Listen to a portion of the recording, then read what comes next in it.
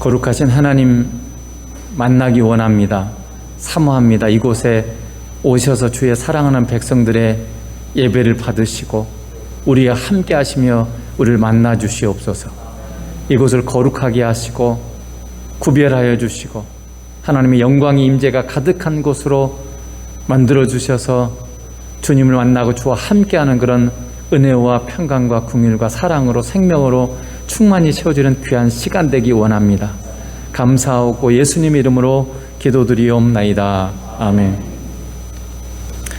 지난주에 우리가 말씀드린 것처럼 예수님께서 우리를 부르신 것은 하늘의 영원한 것 뿐만 아니라 이 땅의 모든 것들을 예수님 우리가 함께 상의하고 나눌 그런 친구 관계로 우리를 부르셨다고 말씀을 드렸습니다. 종과 친구의 차이가 뭐라 그랬죠? 종은 주인이 뭘 하는지를 알지 못하고 그냥 주인이 시키는 대로만 하는 사람이 종이라 그랬죠. 그러나 친구는 그 주인의 마음을 다 아는 사람이에요. 그래서 우리가 이 신앙생활을 해도 주님이 뭘 원하는지도 모르고 그냥 시키니까 그냥 하는 사람, 물론 우리가 초신자 때는 그렇게 살 수밖에 없지만은 잘못하면 종로로 탈 수가 있어요. 그래서 그런 사람들은 신앙생활을 하는데 하나도 의미가 없고 어떻게 보면 재미가 없어요. 즐거움이 없어요. 그래서 여러분 주님의 마음을 여러분 알아야 됩니다.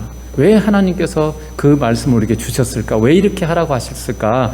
여러분이 기도하면서 주님의 마음 알기 원합니다.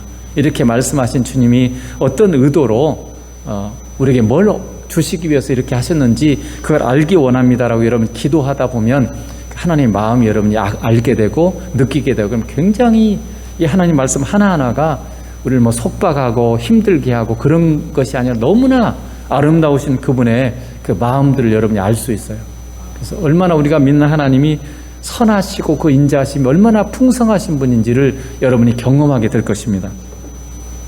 그래서 지난주에는 친구로서 우리가 부름받은 그 내용에 대해서 얘기했다면 오늘은 친구로서 어떤 사람이 주님의 친구로서의 사는 사람이냐 하는 그런 친구의 삶에 대해서 살펴보는 시간을 갖도록 하겠습니다.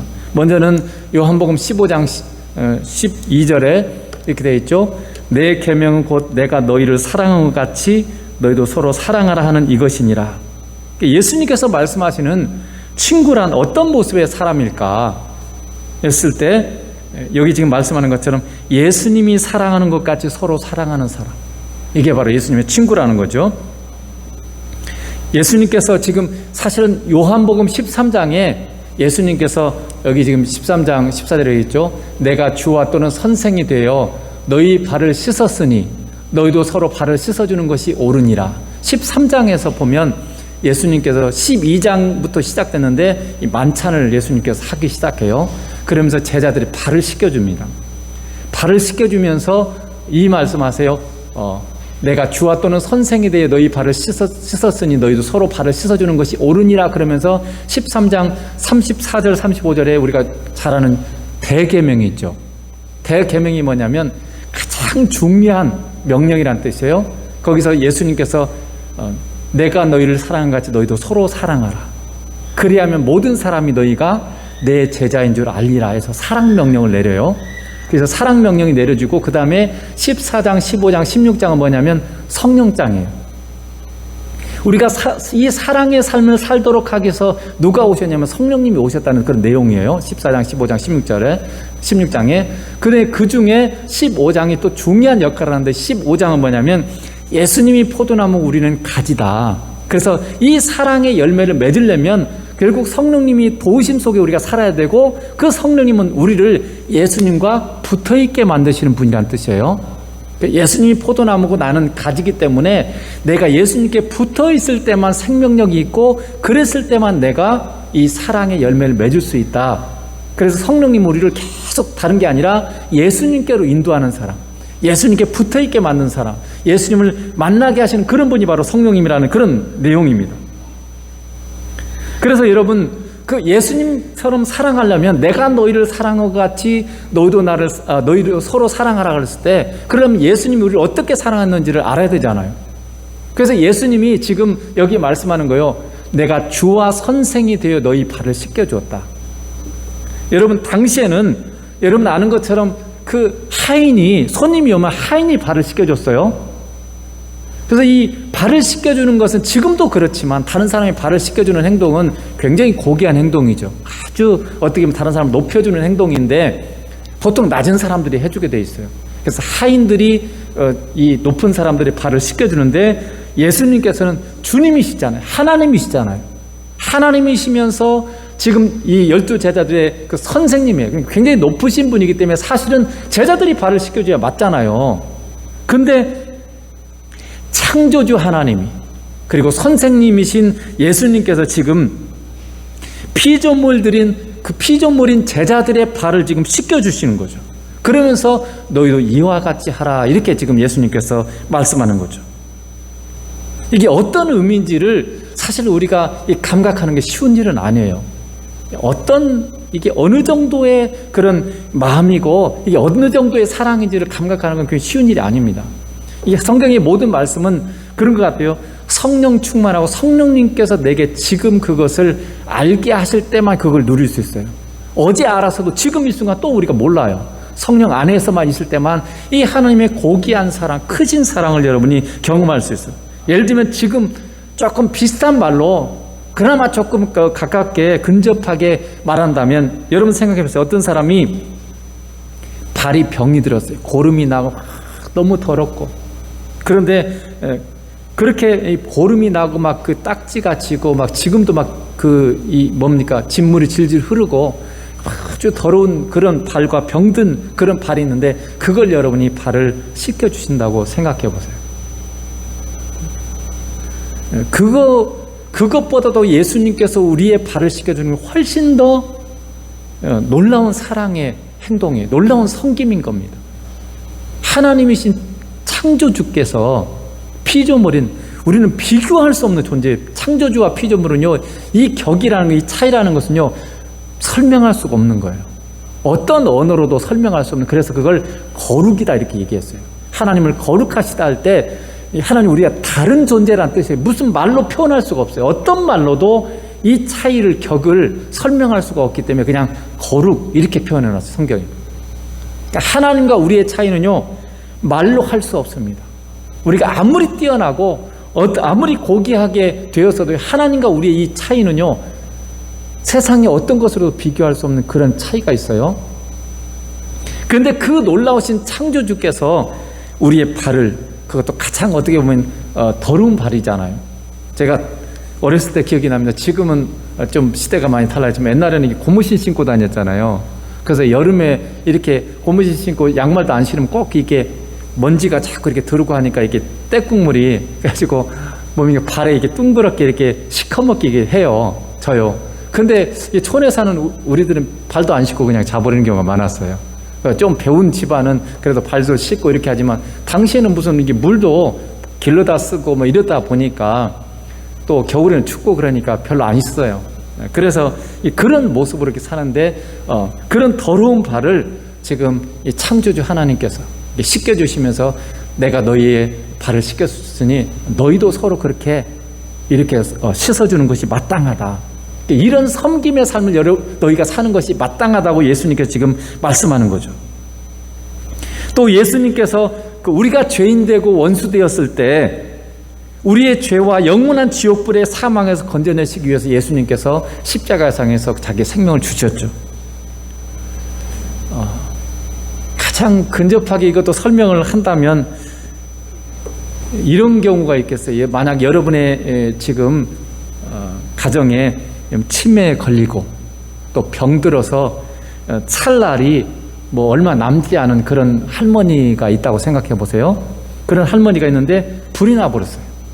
불이 났는데 지금 중학생인 손자가 그 할머니를 구하려다가 할머니를 구해놓고 자기가 죽어버렸어.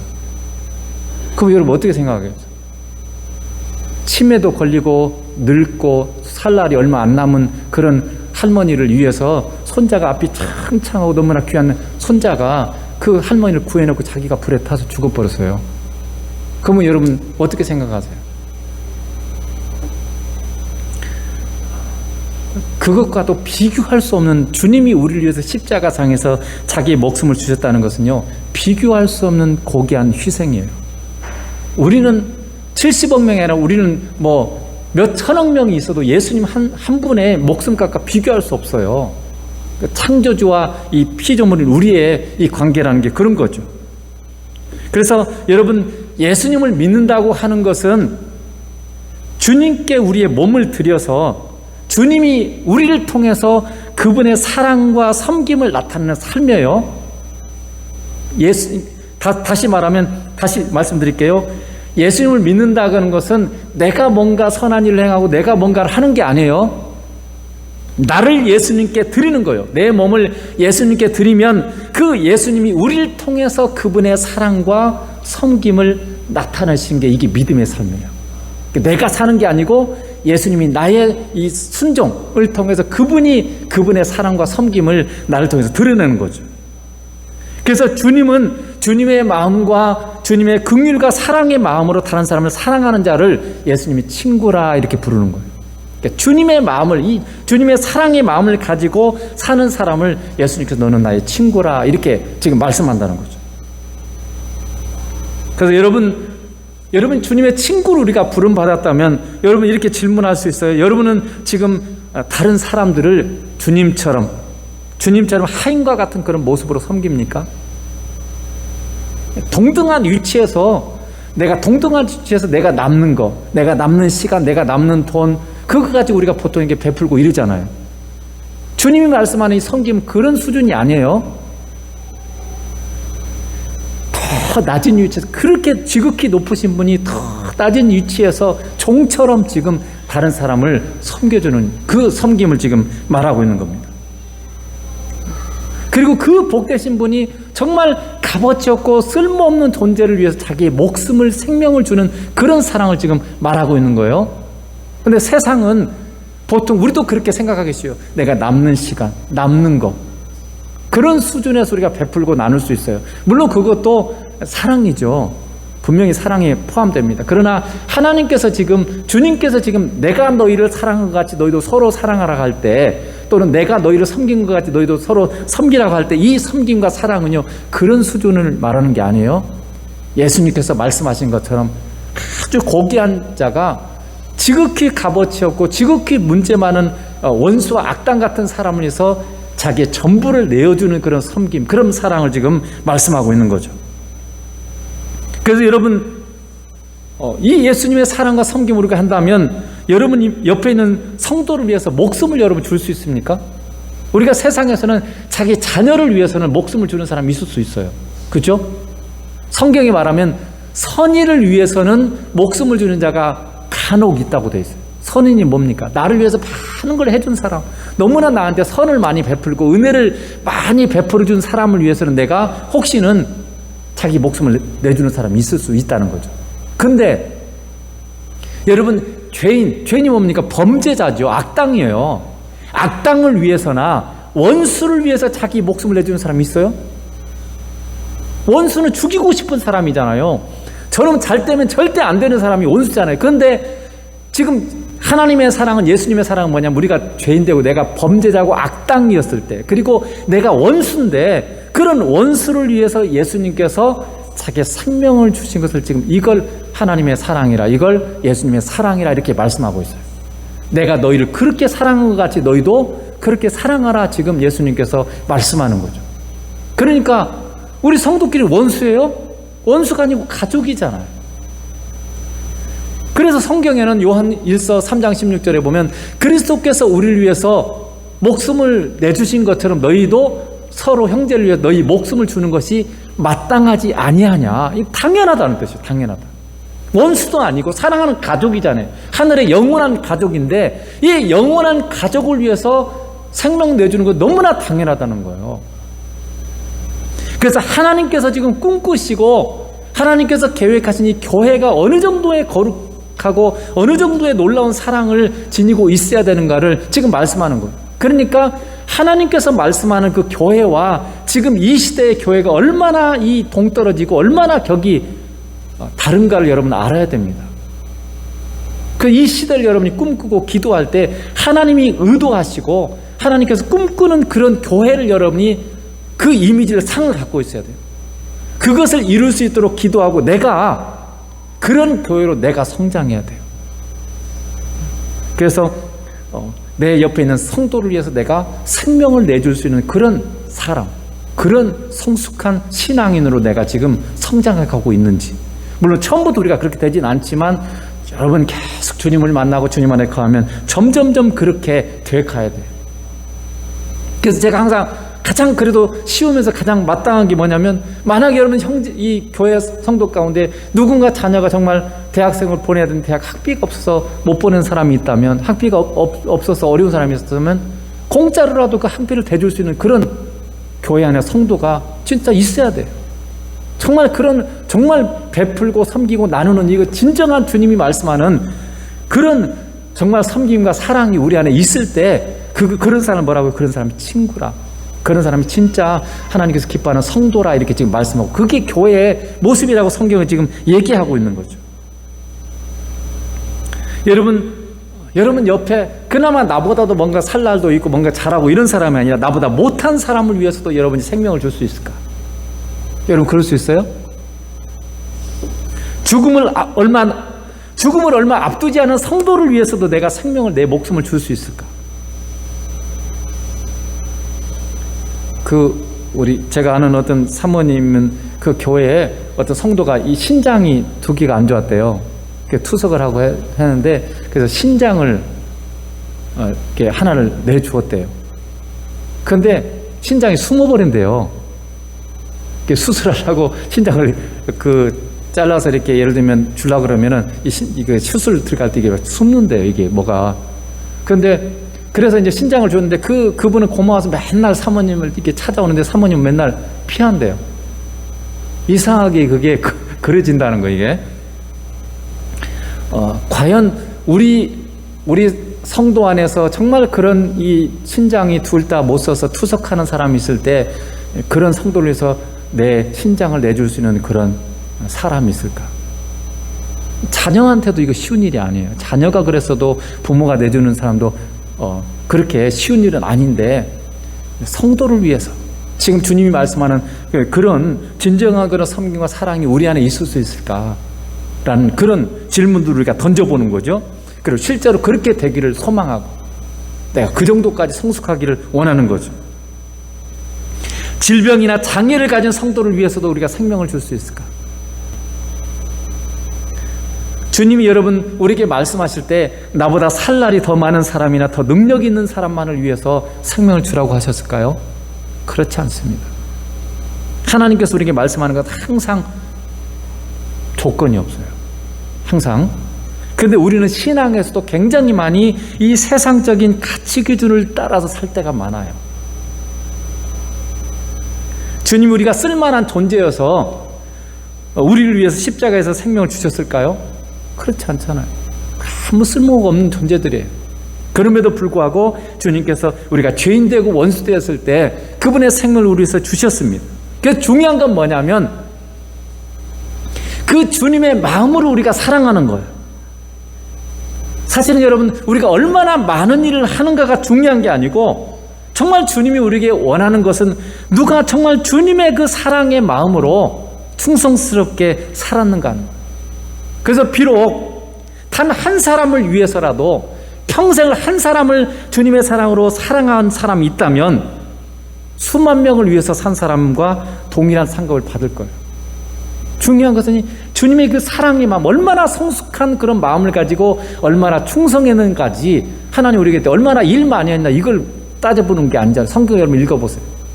착하고 충성된 종은. 항상 우리가 얼마나 주님을 사랑했는가를 항상 기준이지, 이게 막 얼마나, 그래도 우리가 세상적인 기준으로 큰 교회, 뭔가 많은 일하는 사람들이 상금 여러분 많을 것 같죠. 그렇지 않습니다. 얼마나 주님의 마음을 가지고 우리가 충성스럽게 내게 주어진 자리에서 얼마나 그 충성스럽게 주님의 마음으로 살았는가가 중요해요.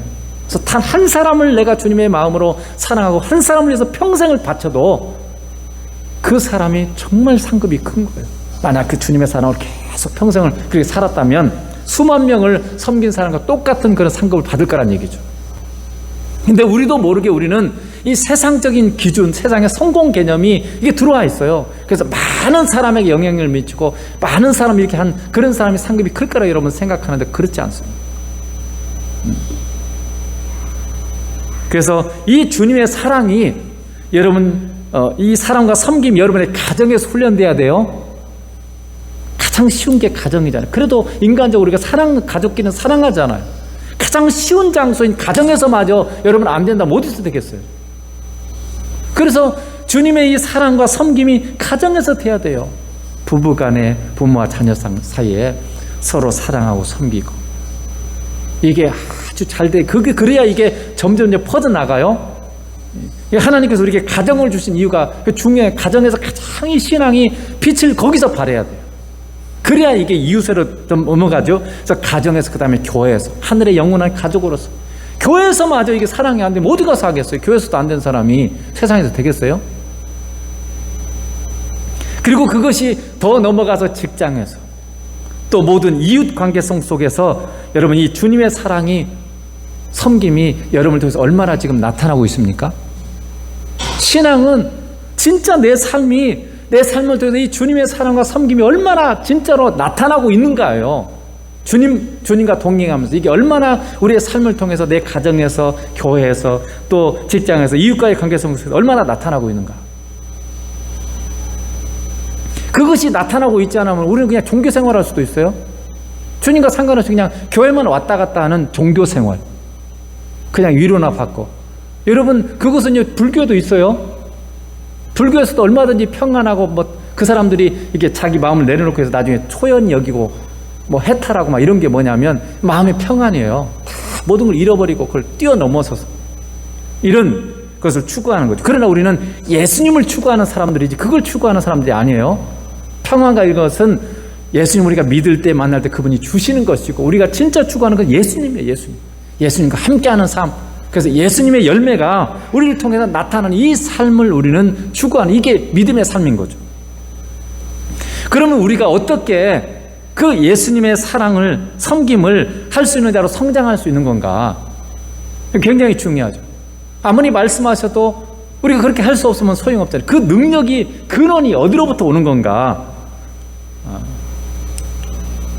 여기 잠언 말씀으로 여러 군데를 우리가 살펴볼 수 있지만, 잠언 말씀을 통해서 잠언 13장 20절에 보면 지혜로운 자와 동행하면 지혜를 얻고 미련한 자와 사귀면 해를 받느니라. 그 다음에 27장 19절에 보면 물에 비치면 얼굴이 서로 같은 것 같이 사람의 마음도 서로 비치느니라. 여러분요, 사람 사이도요, 같이 계속 만나면요, 지혜로운 자와 동행하면 지혜를 얻게 돼요. 욕 많이 하는 사람은 계속 여러분 같이 만나보세요. 나도 욕이 입에 붙어요. 그래서 지혜로운 자와 동행하면 내가 지혜를 얻게 돼 있어요.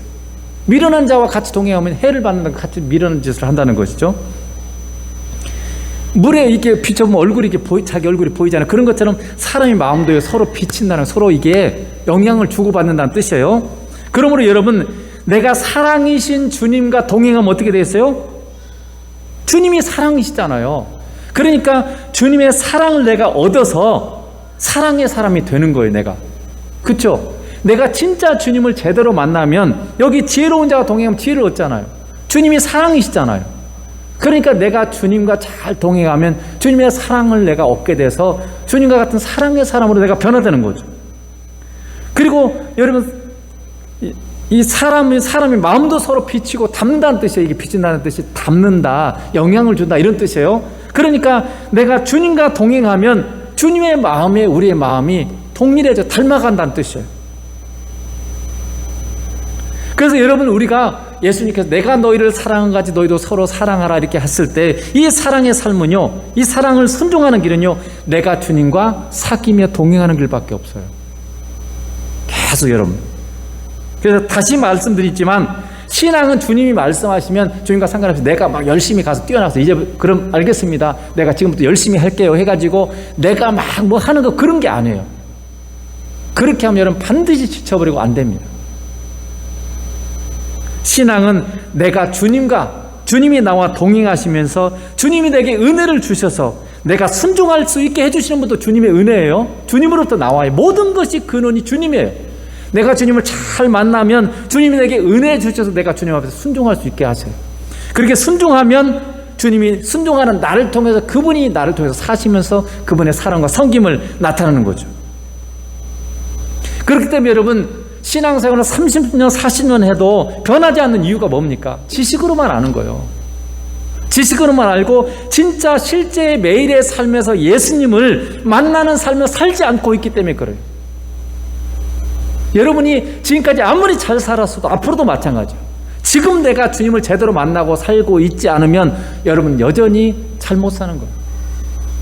그러니까 나이가 들어서 또 이 장로가 되고 권사가 되고 신앙 생활이 오래됐는데도 불구하고 사람이 안 변하고 갈수록 나중에 문제가 되는 것은요, 나이 들어서 주님을 안 만나니까 그런 거예요.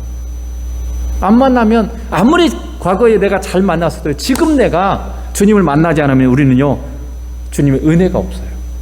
그럼 주님의 삶을 살 수가 없어요. 우리의 생명은요, 주님과 얼마나 내가 깊이 자주 만나고 사느냐, 이것에 달려있는 거죠. 제가 만나는 목회자들도 마찬가지. 목회자들도 제가 이렇게 몇 분 이렇게 많이 만나보면요, 주님과 동행하면서 깨어있는 사람은요, 항상 주님을 기쁘시게 하는 그런 삶을 많이 살게 돼요. 물론 항상 그런 건 아니지만 그래도 전반적으로 주님을 기쁘시게 하는 그런 삶을 많이 살고 있습니다. 그러나 심지어 하나님의 말씀을 가르치면서도 주님과 동행하지 않는 목회자는요, 성도보다 하나도 나을 게 없어요. 정말 하나님을 두려움이 없는 그런 삶을 살아요. 진짜 주님이 있다는 것을 믿는 사람인가? 그것이 의심이 들 정도의 그런 삶을 사는 목회자도 있어요. 당연히 성도들이야 더 많겠지만. 그러면 여러분, 항상 신앙의 본질은요, 주님과의 마음이 교통되는 친밀한 사귐의 동행, 이것입니다. 그래서 이를 통해서만 우리가 주님의 친구와 같은 그런 친구로서의 삶을 여러분 살아갈 수가 있는 거예요. 두 번째는 이 주님의 친구의 삶은 어떤 사람들이냐면요, 어린 신부인 초신자 성도를 돕는 자예요. 이 아가서 1장 7절 8절 제가 했는데, 사실 아가서에는 지금 이 3명의 주요 등장인물이 있습니다. 신랑, 신부, 그리고 친구들. 여기 지금 7절 8절 이렇게 해놨어요. 7절은 신부의 말이에요. 내 마음으로 사랑하는 자야. 지금 신랑에 대한, 연인에 대한 얘기죠. 네가 양치는 곳과 정오에 쉬게 하는 곳을 내게 말하라. 내가 내 친구의 양떼 곁에서 어찌 얼굴을 가린 자같이 되랴. 그때 친구들이 응답을 합니다. 여인 중에 어여쁜 자야, 내가 알지 못하겠거든 양떼의 발자취를 따라 목자들의 장막 곁에서 너희 염소 새끼를 먹일지니라. 여러분, 지금 뭐라 하냐면 신부가 사랑하는 자야, 네가 있는 곳을 내게 알게 해다오. 지금 이렇게 얘기했어. 근데 친구들이 그때 얘기를 하죠. 네가 너의 사랑하는 자를 찾고 싶거든 양떼의 발자취를 따라가라. 그러면 목자들의 장막을 발견할 것인데 거기에 너의 사랑하는 자가 있을 거다. 이렇게 대답을 해주는 거죠. 그래서 친구란 사랑이신 주님이 지금 뭘 하고 있고 어디에 있는지를 아는 자가 친구예요. 왜냐면 항상 주님을 만나고 있는 사람이 친구거든요. 그래서 예수님은 어디에 항상 계시냐면 항상 양떼인 성도를 먹여요. 지금 양떼를 따라가라고 되어 있죠. 양떼가 누구면 성도의 성도, 우리가 주님의 양이잖아요. 예수님의 마음은 항상 양떼들에게 있어요. 양떼들을 먹이시고, 그리고 양떼인 성도를 보호하시고 이끄시는 분이 바로 주님이라는 뜻이에요. 그래서 여러분, 주님을 만나려면요, 사실 양떼들인 성도들이 있는 곳에 주님이 계시다는 거예요. 그 양떼가 어디 있습니까? 예배 자리, 성도들이 함께 친교하고 함께 예배하고 함께 교제하는 이런 자리에 신앙으로 주님의 이름으로 그런 곳에 주님이 더 많이 역사하세요. 물론 우리가 개인적으로 성경을 읽고 개인적으로 기도하고 이런 삶도 있지만은 예배의 자리가 중요한 이유는 바로 양떼 곁에 주님이 거기 계시기 때문에 그래요. 그래서 주님은 언제나 우리 곁에 계시면서 우리를 쉴만한 물과 푸른 초장으로 이끄시는 분이 바로 예수님이세요. 그래서 주님과 동행하는 자는 모든 좋은 것에 부족함이 없어요. 시편 34편 9절 10절에 그렇게 되어 있죠. 젊은 사자는 궁핍하여 줄일지라도 여호와를 찾는 자는 모든 좋은 것에 부족함이 없도다. 그러니까 젊은 사자는 힘있고 강성한 그런 사자조차도 굶어 죽을 수 있어요. 그러나 하나님을 찾는 자, 예수님을 찾는 자는요, 모든 좋은 것에 부족함이 없다는 거예요. 그러니까 예수님 우리가 잘 찾고 만나면 우리의 삶에 천국이 이루어지고 부족함이 없는 그런 은혜 가운데 우리가 살게 되는 거죠. 그래서 친한 친구는 자기 친구가 무엇을 하는지 어디에 있는지 알아요. 친한 친구끼리는 다 알잖아요. 같이 다니고 많이 이렇게 했기 때문에 네 친구 어디 가냐 그러면 저기 어디 PC방에 있어요. 금방 알잖아요. 지금 이 시간이면 그 친구는 거기 있을 거예요. 아니면 이 시간이면 그 친구는 영어 학원에 있어요. 이렇게 친구가 무엇을 하는지 어디 있는지를 아는 사람이 바로 친구죠. 그런 것처럼 주님의 성숙한 친구는요, 주님의 마음이 어디 있고 주님이 지금 뭘 하고 계시고 이걸 아는 자가 바로 주님의 친구예요. 여러분은 지금 주님이 무엇을 하고 있는지 알고 계십니까? 지금 이 순간에 이 시대에 주님이 뭐 하고 계세요? 주님이 지금 뭘 원하는지 여러분 아십니까? 여러분 지금 주님이 어디 있는지 알고 계십니까? 이게 친구예요. 그러니까 우리의 기도도 그걸 많이 여러분 질문해야 돼요. 주님 뭐 하십니까? 주님 뭘 원하세요? 주님 어디 계세요? 그러니까 이게 우리는 막 내가 원하는 것에 초점이 맞춰 그것만 이렇게 하기 쉬운데 신앙은 주님과의 사귐이에요. 그래서 주님을 더 깊이 알아야 돼요. 그래서 주님에게 자꾸 초점을 우리가 맞춰서 그분이 무슨 생각을 하고 있고 뭘 하길 원하시고 어쩔 때 그분이 행복해 하시고 이런 것을 여러분이 많이 질문을 던져야 돼요. 그래서 우리가 단순히 지식으로 아는 것이 아니라 주님과 만나고 있기 때문에 아는 것. 매일같이 주님을 일상 위에서 우리가 주님을 찾고 구하고 만나기 때문에 주님이 뭘 하시는지 뭘 원하시는지 어디에 있는지 이 아는 삶, 이게 바로 친구라는 거죠. 그래서 친구는 그렇게 주님을 알 뿐만 아니라 그 어린 신부인 성도를 돕는 자라고 되어 있죠. 자, 5장 9절에도 친구들이 여기 있어요. 여자들 가운데 어여쁜 자야, 너의 사랑하는 자가 남의 사랑하는 자보다 나은 것이 무엇인가? 너의 사랑하는 자가 남의 사랑하는 자보다 나은 것이 무엇이기에 이같이 우리에게 부탁하는가? 그러니까 신부가 친구들한테 부탁을 한 거예요. 그 아가서에 보면요, 신랑이 신부를 찾아왔어요, 밤에. 근데 귀찮으니까 신부가 약간 머뭇거려요. 문을 열어줘야 되는데 옷도 이렇게 좀 목욕하고 잠자리에 누고 잠 못 입고 잠자리에 누웠으니까 귀찮은 거. 여러분 그렇잖아요. 밤에 내가 이렇게 이제 잘라고 누웠는데 누가 찾아오면 어때요? 귀찮잖아요. 그러니까 신랑이 지금 찾아왔는데 머뭇머뭇 하면서 안 열어주는 거예요. 그러다가 나중에서 이제 열었는데 없어져 버렸어요. 신랑이 가버렸어요. 그래서 굉장히 신부의 마음이 그냥 쿵닥쿵닥 하면서 굉장히 뭔가 이게 큰일 났구나 하는 그런 생각이 들면서 그때 친구들한테 부탁을 하는 거죠. 내 사랑하는 자를 찾아다오. 이렇게 부탁을 하는. 그래서 지금 친구들의 지금 대답인 거죠. 너의 사랑하는 자가 남의 사랑하는 자보다 나은 것이 무엇이기에 이같이 우리에게 부탁하느냐. 이렇게 하는 거죠. 그래서 여러분, 주님께서 우리가 잠시 순종을 머뭇거릴 때 주님이 우리로부터 멀어질 수가 있어요. 성숙했을 때, 내가 성숙했을 때, 성장했을 때는요, 바로바로 즉각 순종. 성목사님 항상 해요. 즉각 아멘, 항상 아멘, 즐겨 아멘, 이렇게 하라 그랬죠. 절대 아멘. 그래서 순종이 즉각 순종을 해야 하는데 내 그 욕심이나 불편함 때문에 내가 자꾸 이게 이 순종을 미루는 경우가 있어요. 그러면 때로는 내가 성숙했을 때 주님께서 나로부터 멀어져 가버려요. 그래서 우리가 순종을 미루고 머뭇거리면 주님이 우리로부터 얼굴을 가리는 거예요. 그래서 주님으로부터 멀어진 삶이 얼마나 힘들고 고통스러운지를 깨우쳐 주시기를 원하시는 거예요. 주님이 없을 때, 주님이 없는 삶이 얼마나 고통스럽고 힘든지를 우리에게 가르쳐 주셔서 바로바로 내가 즉각 순종하는 것을 가르쳐 주시기 위해서 주님께서 때로는 그렇게 하시는 경우가 있어요. 그래서 진실로 여러분, 주님을 믿는 사람들은요, 주님을 만나지 못하면 불안해요. 그리고 굉장히 고통스러워요. 아무런 낙이 없어요. 정말 주님을 맛보고 주님과 함께 했던 사람들은요, 주님을 만나, 주님의 은혜가 없으면 세상 거 다 돈 많아지고 하는 거 다 잘 돼도요, 전혀 기쁨이 없어요. 여러분 그렇지 않던가요? 진짜 주님을 제대로 만나고 주님의 은혜를 누렸던 사람들은요, 다른 일 다 잘 돼도요, 주님을 만나지 않으면 하나도 재미가 없어요. 즐거움이 없어요. 기쁨이 없어요. 그것을 하나님께서 우리에게 가르쳐 주기를 원하는 거죠. 그래서 이 신부인 성도가 신랑이 주님이 멀어지자 고통스러워하면서 지금 친구들한테 신랑이신 주님을 찾아달라고 지금 부탁한 거잖아요.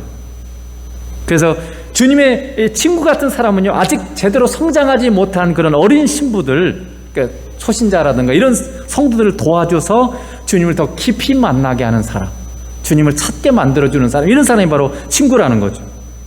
또 어린 성도들이 길을 잃고 어려움에 빠졌을 때 돕고 위로하는 자가 바로 이 친구들이라는 거죠. 왜냐하면 주님의 친구 같은 사람은요, 주님의 마음을 알고 또 주님을 진정으로 만나는 삶을 살고 있기 때문에 그렇습니다. 여러분, 혹시 여러분 주변에 이 어려움을 당하는 사람들이 여러분에게 자신의 어려움을, 고통을 얘기하고 기도해달라고 이런 부탁합니까? 여러분이 성숙하게 보일 때 진짜 저 사람은 예수님을 잘 믿고 이렇다고 다른 사람이 평가할 때 여러분한테 그런 부탁을 하는 거예요. 그죠? 저 사람이 기도하면 들어줄 것 같아. 왜냐하면 저 사람은 참 주님을 사랑하고 주님을 가까이 하니까. 여러분이 다른 사람 여러분한테 기도 부탁을 많이 받아야 돼요. 그것은 내가 지금 성숙하고 주님의 친구처럼 그렇게 살고 있기 때문에 사람들이 그렇게 생각하니까 하죠. 제대로 주님 안 믿고 제대로 믿지도 않고 제대로 신앙생활 안 하는 사람한테 이런 부탁 잘 안 하잖아요. 그래도 뭔가 잘 신앙생활 잘하고 주님을 잘 만나고 이런 사람한테 부탁해야 저 사람은 정말 기도하는 사람이고 주님을 만나는 사람이니까 이 응답을 받을 것 같으니까 그런 사람한테 부탁하잖아요. 그리고 여러분을 통해서 사람들이 주님을 다 잘 만나게 되고 주님 안에서 서가고 있습니까? 바로 그런 사람이 주님의 친구인 거죠. 그래서 자신이 주님과 잘 동행할 뿐만 아니라 사람들 주님 안에서 굳건히 서도록 돕고 위로하는 자가 바로 주님의 친구라는 거죠. 만약 세 번째는 예수님께, 아버지께 무엇이든지 예수님의 이름으로 받는 자가 바로 친구예요. 요한복음 15장 16절 여기 이렇게 되어 있죠. 너희가 나를 택한 것이 아니요 내가 너희를 택하여 세웠나니 이는 너희로 가서 열매를 맺게 하고 또 너희 열매가 항상 있게 하여 내 이름으로 아버지께 무엇을 구하든지 다 받게 하려 함이라. 열매가 있으면요 다 구하면 받는다는 거예요. 그런데 여러분 여기서 열매가 무엇이겠어요? 지금 우리가 읽었던 15장 12절도 사랑이죠. 너희가 서로 사랑하는 것 같이 내가 너희를 사랑한 것 같이 너희도 서로 사랑하라. 17절도 뭐라고 되어 있습니까? 서로 사랑하라. 그래서 지금 이 열매는요 사랑의 열매예요. 그래서 주님의 이 친구는요 항상 사랑의 열매가 있기 때문에 하나님 아버지께 무엇을 주님의 이름으로 구하든지 다 받는 자란 뜻이에요. 어떻게 그의 모든 기도 응답받을 수 있어요? 여러분 모든 기도 응답받고 싶으세요? 그렇잖아요. 우리는 내가 기도하는 것마다 응답받는다. 얼마나 멋진 일이에요. 여러분한테 이 비밀을 알려드릴게요. 지금 예수님께서 이렇게 말씀하는 거예요. 이 열매가 있으면 아버지의 이름으로 무엇을 구하든지 다 받는다는 거죠. 어떻게 우리가 기도를 그렇게 다 응답받을 수 있을까? 분명한 것은요 이런 거예요. 모든 것을 주님이 사랑하신 것처럼 사랑하기 위해서 구하는 거예요. 여러분이 기도하는 내용이 내가 사랑하기 위해서 주님이 사랑하신 것처럼 사랑하기 위해서 하는 기도는요 다 응답받아요. 왜 그런지 아세요? 자, 요한 1서 5장 14절에 이렇게 했어요. 그를 향하여 우리가 가진 바 담대한 것이 이것이니 그의 뜻대로 무엇을 구하면 들으십니다. 아버지의 뜻대로 구하면 다 듣게 돼 있어요. 들어주시게 돼 있어요. 그런데 여러분 보세요. 우리의 기도가 하나님의 뜻, 즉 하나님의 마음에 맞으면 하나님은 반드시 들어주신다는 그런 뜻이에요. 근데 우리의 기도가 응답받지 못하는 중요한 이유 중에 하나는 뭐겠어요? 하나님의 뜻대로 기도하지 않기 때문에. 즉 하나님의 뜻이 뭐예요? 서로 사랑하라. 그러니까 우리의 기도가 사랑하기 위해서 하는 기도가 아니라 내 욕심을 채우기 위해서 하는 기도이기 때문에 그런 기도가 많기 때문에 응답받지 못하는 경우가 많다는 거예요. 물론 여러분 우리가 초신자였을 때는 좀 이게 정확하지 않아도 하나님이 응답해 줘요. 왜냐하면 하나님이 지금 나와 함께 계신다는 그 믿음을 주시기 위해서, 하나님이 살아계신 분이라는 믿음을 주시기 위해서요 초신자 때는 응답을 하나님께서 많이 해줄 수 있어요.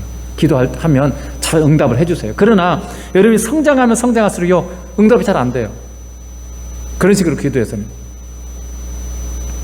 그래서 여러분 사랑하기 위해서 기도하세요. 여러분이 기도하는 목적이 뭡니까?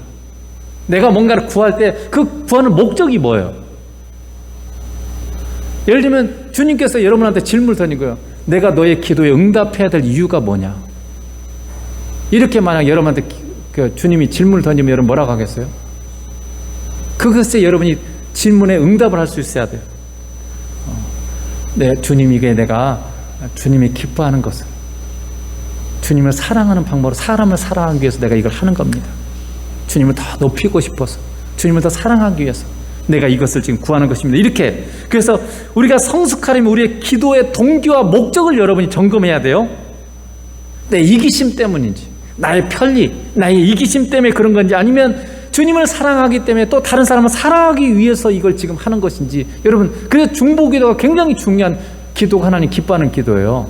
다른 사람을 위한 기도, 다른 사람을 사랑하고 세우기 위한 기도, 다른 교회를 위한 기도. 그러면 어떻게 돼요? 그들의 평안을 빌면, 그들이 받지 못하면 내게로 이렇게 돌아오게 돼 있어요. 내가 다른 사람을 위해서 기도하면 하나님이 나는 안 주고 다른 사람한테만 줄까요? 절대 그렇지 않습니다. 나한테 먼저 주게 돼 있어요. 그러니까 여러분이 내 가정보다 어쩌면 다른 가정들을 위해서 더 많이 기도하세요. 우리 교회보다 다른 교회를 위해서 더 많이 기도하세요. 그러면 우리 민족보다 어쩌면 다른 민족을 위해서 더 많이 기도하세요. 그러면 하나님께서 그 빈 것이 그들 못 받으면 다 우리에게 돌아오게 돼 있어요. 우리에게 복 받는 길이에요. 그래서 내 이기심 때문에 내가 기도하는 건, 이 기도의 목적과 동기가 나를 위한 것인지 아니면 다른 사람을 사랑하기 위한 것인지, 주님을 사랑하기 위한 것인지를 여러분이 항상 점검하라는 거죠. 그래서 주님의 이 친구는 사랑하기 위해서 기도하기 때문에 항상 하나님께서 기도 응답받는 삶을 산다는 거죠. 하나님 마음 합하잖아요. 하나님이 기뻐하는 기도잖아요. 물론 거기에는 내 가족도 포함돼요. 이 가족을 주신 중요한 하나님의 뜻이 있기 때문에 그렇습니다. 왜냐하면 그 주님의 사랑과, 아까도 말씀드린 것처럼 사랑과 섬김이 가장 먼저 실천될 곳이 바로 가정이에요. 그래서 가정을, 내 자녀를 위해서 이게 기도하는 것은 굉장히 중요한 거예요. 그래서 이 사랑이, 하나님의 사랑이 흘러가는 것으로. 그래서 또한 하나님의 가정이 교회임을, 하나님의 가정이 바로 교회임을 알게 하려는 하나님의 뜻이 거기에 있어요. 하늘의 영원한 가족. 우리 가정 안에서 이게 되는 것은 그 육신적인 관계 속에서만 아니라 하늘의 영원한 가족이 바로 교회잖아요. 우리 전체가 하나님의 가족이라는 것을 알게 하기 위해서 그렇게 하나님께서 우리에게 가족 관계로 맺어주시고, 가족을 위한 기도도 하나님께서 응답해 주시는 거죠. 여러분의 기도는 잘 응답받고 있습니까? 기도의 동기와 목적이 하나님의 뜻에 맞는 것인지를 여러분이 점검하시기 바랍니다. 그래서 하나님의 친구로서 항상 주님과 동행하면서 주님이 뭘 원하시는지를 알고, 주님이 원하시는 그런 사랑과 섬김의 삶을 위해서 기도하게 되고, 그 열매를 풍성히 맺어서 기도마저도 그렇게 돼서 정말 하나님이 기쁨으로 응답해 주는 그런 복된 삶을 사시기를 주님으로 축복합니다. 기도하겠습니다.